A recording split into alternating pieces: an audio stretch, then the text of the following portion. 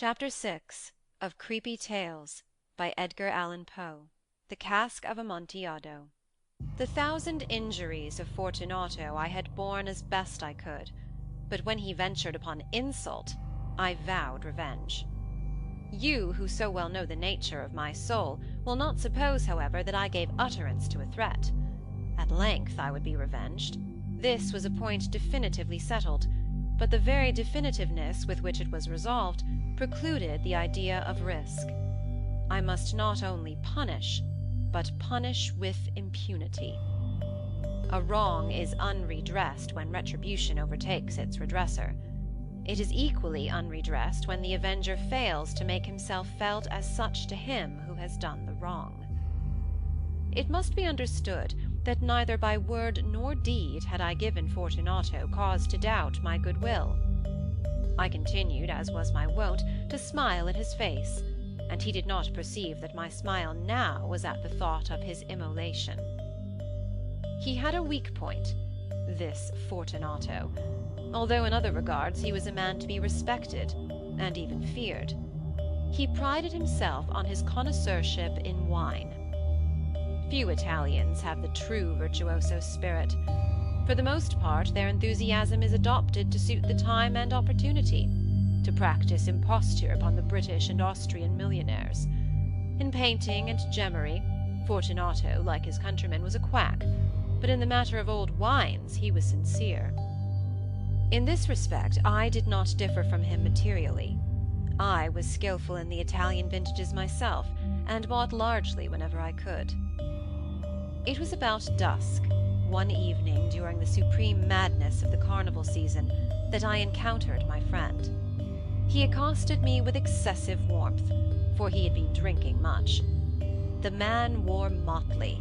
He had on a tight-fitting party-striped dress, and his head was surmounted by the conical cap and bells. I was so pleased to see him that I thought I should never have done wringing his hand. I said to him, "My dear Fortunato, you are luckily met. How remarkably well you are looking today. But I have received a pipe of what passes for Amontillado, and I have my doubts." "How?" said he. "Amontillado? A pipe? Impossible! And in the middle of the Carnival?" "I have my doubts," I replied, "and I was silly enough to pay the full Amontillado price without consulting you in the matter. You were not to be found, and I was fearful of losing a bargain." "Amontillado?" "I have my doubts." "Amontillado?" "And I must satisfy them." "Amontillado!" "As you are engaged, I am on my way to Lucchese. If anyone has a critical turn, it is he. He will tell me. Lucchese cannot tell Amontillado from sherry. And yet some fools will have it that his taste is a match for your own. Come, let us go." "Whither?" "To your vaults." "My friend, no, I will not impose upon your good nature. I perceive you have an engagement. Lucchese—" "I have no engagement. Come." "My friend, no. It is not the engagement, but the severe cold with which I perceive you are afflicted. The vaults are insufferably damp. They are encrusted with nitre." "Let us go, nevertheless. The cold is nothing. Amontillado!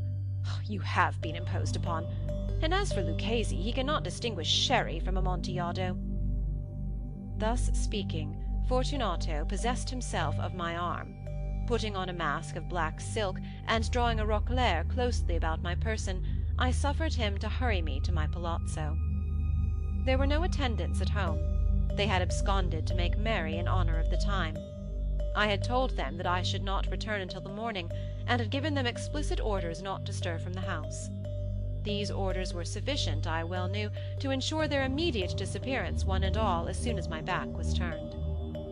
I took from their sconces 2 flambeaux, and giving one to Fortunato, bowed him through several suites of rooms to the archway that led into the vaults. I passed down a long and winding staircase, requesting him to be cautious as he followed. We came at length to the foot of the descent, and stood together on the damp ground of the catacombs of the Montresor. The gait of my friend was unsteady, and the bells upon his cap jingled as he strode. "The pipe," he said.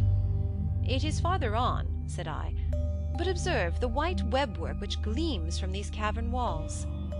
He turned towards me and looked into my eyes with two filmy orbs that distilled the rheum of intoxication. "Nitre?" he asked at length. "Nitre," I replied. "How long have you had that cough?"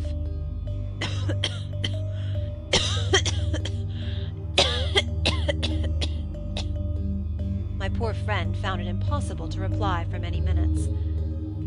"It is nothing," he said at last. "Come," I said with decision, "we will go back. Your health is precious. You are rich, respected, admired, beloved. You are happy, as I once was. You are a man to be missed. For me it is no matter. We will go back. You will be ill, and I cannot be responsible. Besides, there is Lucchese." "Enough," he said. "The cough is a mere nothing. It will not kill me.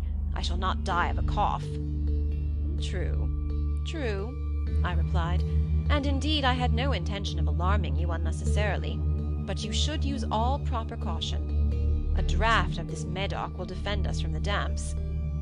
Here I knocked off the neck of a bottle which I drew from a long row of its fellows that lay upon the mould. "Drink," I said, presenting him the wine. He raised it to his lips with a leer. He paused and nodded to me familiarly, while his bells jingled. "I drink," he said, "to the buried that repose around us." "And I, to your long life." He again took my arm, and we proceeded. "These vaults," he said, "are extensive." "The Montresors," I replied, "were a great and numerous family." "I forget your arms." "A huge human foot door in a field azure. The foot crushes a serpent rampant whose fangs are embedded in the heel." "And the motto?" "Nemo me impune lacessit." "Good," he said. The wine sparkled in his eyes and the bells jingled. My own fancy grew warm with the Medoc.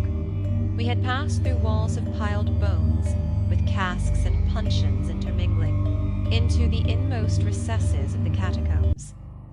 I paused again, and this time I made bold to seize Fortunato by an arm above the elbow. "The nitre," I said. "See, it increases. It hangs like moss upon the vaults. We are below the river's bed. The drops of moisture trickle among the bones. Come, we will go back ere it is too late. Your cough—" "It is nothing," he said. "Let us go on. But first another draught of the Medoc." I broke and reached him a flagon of de Grave. He emptied it at a breath. His eyes flashed with a fierce light. He laughed and threw the bottle upwards with a gesticulation I did not understand. I looked at him in surprise. He repeated the movement, a grotesque one. "You do not comprehend?" he said. "Not I," I replied. "Then you are not of the Brotherhood." "How?" "You are not of the Masons?" "Yes, yes," I said. "Yes, yes." "You? Impossible! A Mason?" "A Mason," I replied. "A sign," he said. "It is this," I answered, producing a trowel from beneath the folds of my roquelaire. "You jest," he exclaimed, recoiling a few paces. "But let us proceed to the Amontillado." "Be it so," I said, replacing the tool beneath the cloak, and again offering him my arm. He leaned upon it heavily. We continued our route in search of the Amontillado. We passed through a range of low arches, descended, passed on, and descending again arrived at a deep crypt in which the foulness of the air caused our flambeaux rather to glow than flame. At the most remote end of the crypt there appeared another less spacious. Its walls had been lined with human remains, piled to the vault overhead, in the fashion of the great catacombs of Paris. 3 sides of this interior crypt were still ornamented in this manner. From the 4th the bones had been thrown down, and lay promiscuously upon the earth, forming at one point a mound of some size. Within the wall thus exposed by the displacing of the bones, we perceived a still interior recess, in depth about 4 feet, in width 3, in height 6 or 7. It seemed to have been constructed for no especial use in itself, but formed merely the interval between two of the colossal supports of the roof of the catacombs, and was backed by one of their circumscribing walls of solid granite. It was in vain that Fortunato, uplifting his dull torch, endeavoured to pry into the depths of the recess. Its termination the feeble light did not enable us to see. "Proceed," I said. "Herein is the Amontillado. As for Lucchesi—" "He is an ignoramus," interrupted my friend, as he stepped unsteadily forward, while I followed immediately at his heels. In an instant he had reached the extremity of the niche, and finding his progress arrested by the rock, stood stupidly bewildered. A moment more, and I had fettered him to the granite. In its surface were two iron staples, distant from each other about 2 feet, horizontally. From one of these depended a short chain, from the other a padlock. Throwing the links about his waist, it was but the work of a few seconds to secure it. He was much too astounded to resist. Withdrawing the key, I stepped back from the recess. "Pass your hand," I said, "over the wall. You cannot help feeling the nitre. Indeed, it is very damp. Once more let me implore you to return. No? Then I must positively leave you. But I must first render you all the little attentions in my power." "The Amontillado?" ejaculated my friend, not yet recovered from his astonishment. "True," I replied, "the Amontillado." As I said these words, I busied myself among the pile of bones of which I have spoken before. Throwing them aside, I soon uncovered a quantity of building stone and mortar.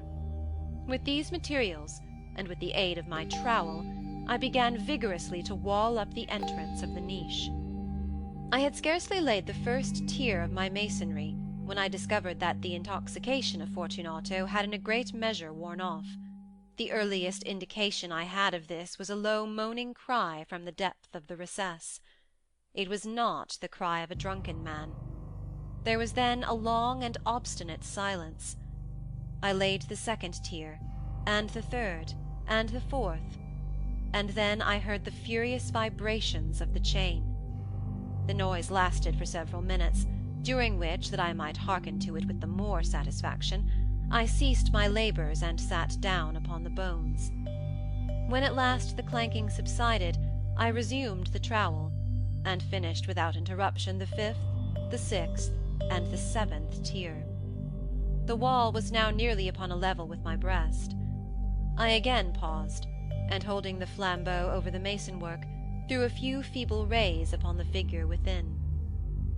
A succession of loud and shrill screams, bursting suddenly from the throat of the chained form, seemed to thrust me violently back. For a brief moment I hesitated. I trembled. Unsheathing my rapier, I began to grope with it about the recess, but the thought of an instant reassured me. I placed my hand upon the solid fabric of the catacombs, and felt satisfied. I reapproached the wall. I replied to the yells of him who clamoured. I re-echoed, I aided, I surpassed them in volume and in strength. I did this, and the clamourer grew still. It was now midnight, and my task was drawing to a close. I had completed the 8th, the 9th, and the 10th tier. I had finished a portion of the last and the 11th. There remained but a single stone to be fitted and plastered in. I struggled with its weight.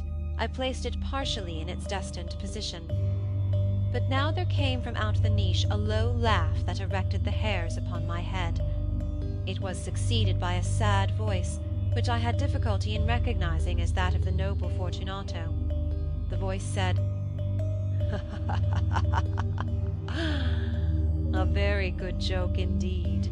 An excellent jest. We will have many a rich laugh about it at the palazzo. Over our wine." "The Amontillado," I said. "Yes, the Amontillado. But is it not getting late? Will not they be awaiting us at the palazzo, the Lady Fortunato and the rest?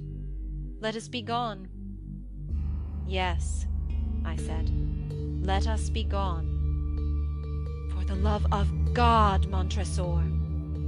Yes, I said, for the love of God.